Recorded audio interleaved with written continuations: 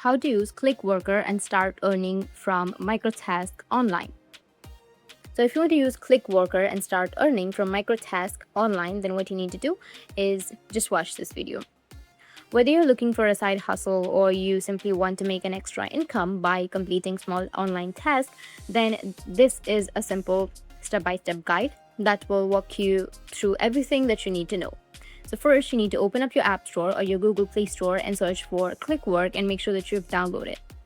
Once you download the application, just simply tap and open it up. And it might ask you to log in or sign up. If you have not created an account, you just need to simply go with create or register. Just enter your mail and then go with continue. Go with continue again and enter your username or create a username. Go with continue, enter your location and then enter your name again.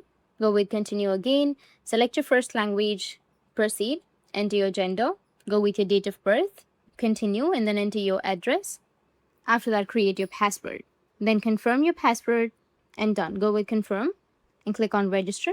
Tap on OK. Now you will have the confirmation email. You need to go with your mail and make sure that you've activated your account.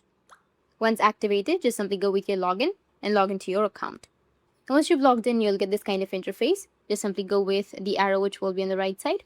Go with continue and allow all of the notifications. And it might ask you to enter your payment details. You can add them or just simply go and skip them. So you can receive your earnings here. It's a good idea to set this up early so there are no delays when you're ready to withdraw your money. Now head over to your onboarding or qualification section. You'll have that option on your profile. You'll need to complete some training task and qualification test. These tests evaluate skills like English proficiency, writing and grammar, and attention to detail. Performing well here is important because it unlocks access to higher paying tasks. Take your time and complete these carefully. After finishing onboarding, you can start accepting jobs on your home screen.